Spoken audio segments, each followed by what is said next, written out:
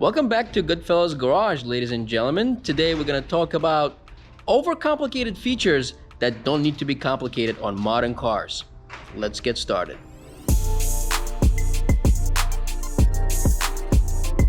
We picked up this Porsche 911 several days ago, and when I got inside the car, I pulled on a door handle, the interior door handle. Let me show you what's happening here.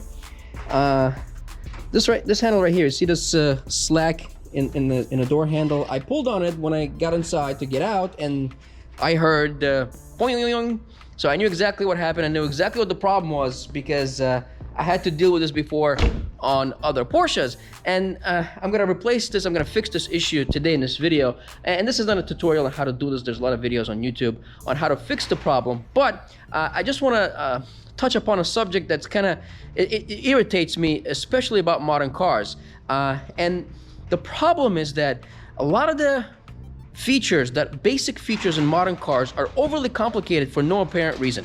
And I'll give you an example. This handle is number one, and we'll talk about it in detail. But for example, let's say a light switch in a modern car. This light switch has multiple functions. There's on, off, there's fog lights, etc., etc. And the issue with this simple task, right? The task of turning the lights on and off has gotten so complicated that it's laughable at this point, because this light switch has more electronics and more computers and more chips inside of it than my cell phone.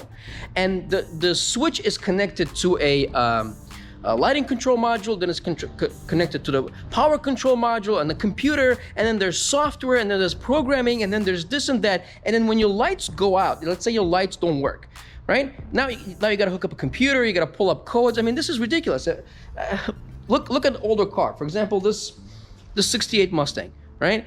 The light switch in this car has two wires connected to it, right? Just two wires, on and off. So there's power and then there's ground. So when your lights don't work, right? The two common problems, the light bulb is bad or the switch is bad, right? So the common easy task of turning the lights on and off has gotten so complicated for no particular reason.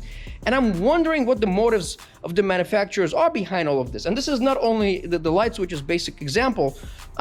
It's like that with everything in newer cars. And it's getting to a point where this is just like overly complication for no apparent reason. So I don't really understand why they're doing that, aside from having stuff break and having you bring the car into the dealership for service. But the door handle on this car is exactly on point. So, as I mentioned earlier, there's a slack in this door handle, and when I went to pull on it, I heard that spring go bad, and I know exactly what the problem is. The problem is that this thing right here, this is a new part that I ordered from Porsche, and this is a door handle mechanism that's attached to the door panel. So traditionally, in pretty much most cars, aside from modern cars nowadays, that the interior door handle and the exterior door handles are attached either to a metal lever or a cable, okay? So the door handle is attached to a cable, then when you pull the door handle, it pulls on a cable, and then the latch unlocks the car, right? Very, very simple. But for some apparent reason, Porsche decided, well, that's not good enough for Porsche. We're gonna complicate this thing. We're gonna introduce this contraption right here that is, somebody actually spent hours, I'm sure days and months engineering this crap, okay? Because the door handle is attached to this contraption, and then this contraption is attached to a cable, and then the cable pulls it like what the hell are you doing? Like, what is going on here? Like, why couldn't you just attach a cable straight to the door handle and that's it? Or have a metal rod, or like, it is mind-boggling. And of course, this garbage is made out of plastic, and then there's a little plastic tab in here. You see this right here? This tab breaks, and then what happens that's it, you get the slack. So I don't know. This is my beef. This is like kind of my rant. So today I'm gonna take the door panel off. I've done this before years ago on a Porsche. So let's hope I remember how to do this. So I'm gonna try to fix this. This shouldn't be a very complicated fix, but let's see if I can manage.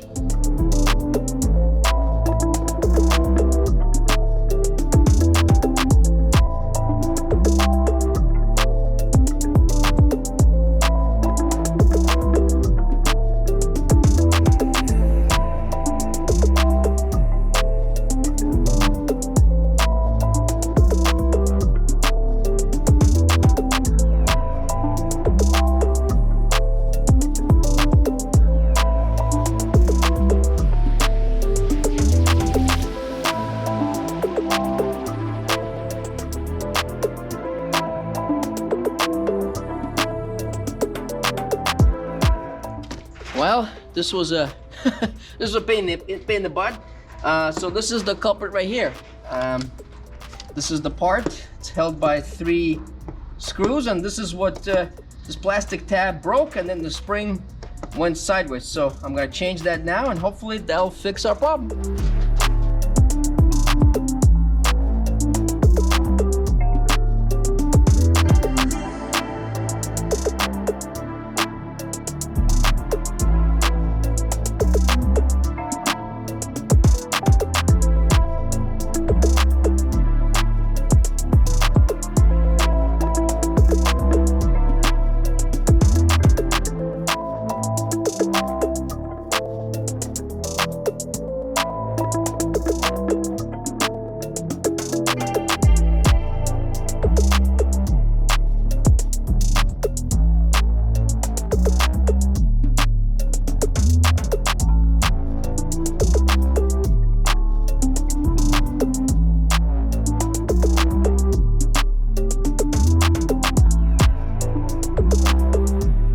Well, ladies and gentlemen, I was successful. I replaced this little piece. It says made in Germany on it, and I seriously doubt that. But I'm sorry about my rant earlier, but this is kind of annoys me that stuff like this exists and gets engineered and put on cars that really doesn't need to exist. And the issue is that, yes, it took me about 20 minutes to replace the door panel, and I'm going off of memory. I've done this years ago. So if somebody does it every day, probably can do it in 10 minutes or less.